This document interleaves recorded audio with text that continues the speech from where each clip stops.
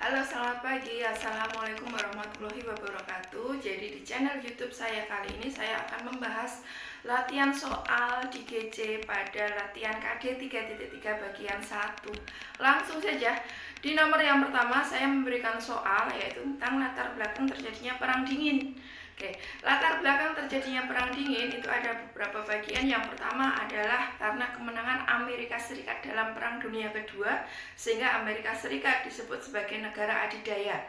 Yang poin kedua, kemenangan Uni Soviet. Uni Soviet menang, tetapi tidak dalam Perang Dunia Kedua, tetapi kemenangannya dalam keberhasilannya membebaskan negara-negara Eropa Timur dari pengaruh paham Nazi miliknya Jerman. Lah, apa itu paham Nazi? Jadi paham Nazi di sini adalah paham diktatorisme yang disusun oleh Adolf Hitler. Tujuannya untuk apa? Sebenarnya paham Nazi ini tujuannya adalah kelangsungan untuk negara Jerman sendiri agar negara Jerman dapat menjadi negara maju. Tetapi efeknya di sini adalah kekejaman yang dilakukan oleh Adolf Hitler. Oke, itu untuk Jerman, tambahannya saja. Untuk poin ketiga, latar belakang terjadinya perang dingin di sini adalah perbedaan ideologi antara Amerika Serikat dan Uni Soviet. Amerika Serikat itu memiliki ideologi yang kita kenal dengan namanya adalah liberal kapitalisme, sedangkan Uni Soviet kita kenal dengan ideologinya adalah komunis. Selain itu, poin yang selanjutnya, poin keempat, Perang dingin itu muncul karena adanya fakta pertahanan dari dua kubu negara pemenang selama Perang Dunia Kedua, yaitu fakta pertahanan dari Amerika Serikat dan fakta pertahanan dari Uni Soviet. Kita ketahui yang namanya fakta pertahanan dari Amerika Serikat itu ada NATO, ada SEATO. Kemudian fakta pertahanan dari Uni Soviet kita kenal dengan adanya Fakta Warsawa dan ada SENTO. Lah, materi NATO, SEATO, Fakta Warsawa, SENTO dan lain sebagainya sudah saya berikan materinya lewat PPT dalam GC. Jadi saya akan mengulas poinnya saja. Intinya kenapa Amerika Serikat dan Uni Soviet itu membentuk yang namanya Fakta Warsawa. Jadi Fakta Warsawa secara keseluruhan itu fungsinya atau tujuannya adalah untuk membendung paham baik dari Amerika Serikat maupun dari Uni Soviet. Contohnya gimana? Contohnya gini, NATO adalah organisasi yang dibentuk oleh Amerika Serikat. Tujuannya apa? Tujuannya untuk membendung pengaruh komunis di negara Eropa Barat. Jadi supaya paham-paham komunis itu tidak masuk ke dalam negara Eropa Barat. Sama halnya dengan Fakta Warsawa. Fakta Warsawa yang dibentuk oleh Uni Soviet tujuannya adalah untuk membendung paham liberal kapitalis agar tidak masuk ke dalam negara-negara Eropa Timur. Oke, itu untuk pembahasan saya nomor 1. Masih saya lanjutkan mengenai pembahasan KD 3.3 bagian 1 yang nomor 1 mengenai latar belakang perang dingin. Tadi sudah saya sebutkan 5 poin tentang latar belakang perang dingin. Poin selanjutnya, latar belakang perang dingin itu sendiri terjadi karena keinginan untuk berkuasa, adanya kolonialisasi atau keinginan untuk menjajah untuk menjadi negara yang maju. Itu untuk poin yang ke-6. Untuk poin yang ke-7 selanjutnya, perang dingin itu terjadi karena baik negara Amerika Serikat maupun Uni Soviet itu berlomba-lomba memberikan bantuan khususnya adalah bantuan ekonomi kepada negara-negara Eropa Barat maupun Eropa Timur yang terkena dampak dalam Perang Dunia Kedua.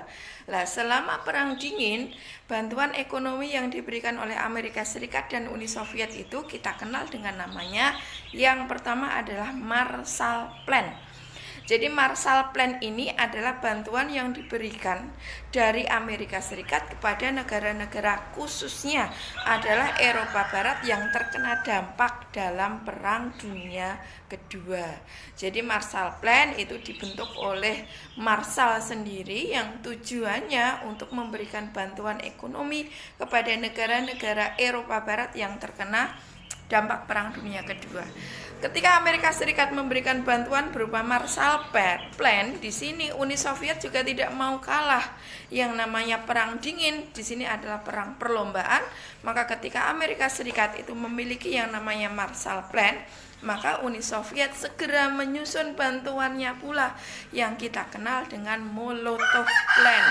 Jadi Molotov Plan di sini adalah bantuan yang diberikan kepada negara-negara, khususnya adalah Eropa Timur yang terkena dampak dalam Perang Dunia Kedua. Faktor selanjutnya terjadinya atau latar belakang perang dingin yang terakhir adalah di sini munculnya negara-negara yang baru merdeka setelah Perang Dunia Kedua. Jadi setelah Perang Dunia Kedua banyak sekali muncul dekolonisasi. Apa itu dekolonisasi?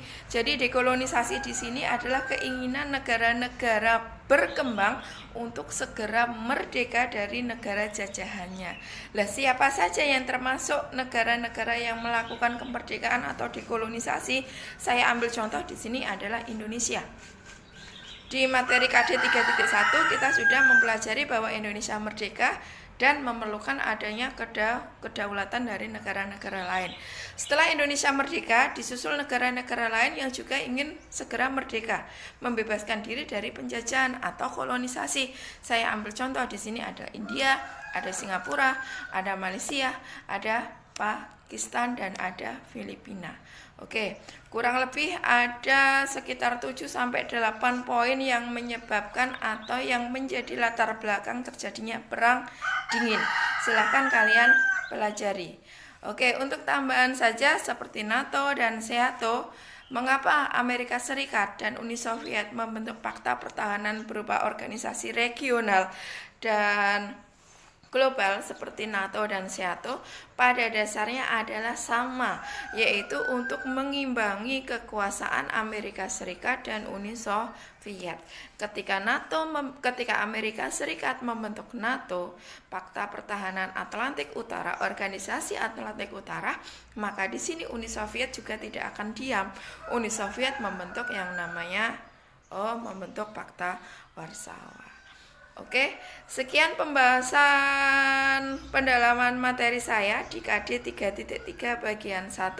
Semoga bermanfaat untuk kalian. Semoga juga bermanfaat untuk mata pelajaran sejarah Indonesia. Sejarah peminatan juga saya bahas sejarah Indonesia. Salah satunya tadi adalah Marshall Plan dan Molotov Plan. Oke, terima kasih. Selamat pagi, semangat pagi. Wassalamualaikum warahmatullahi wabarakatuh.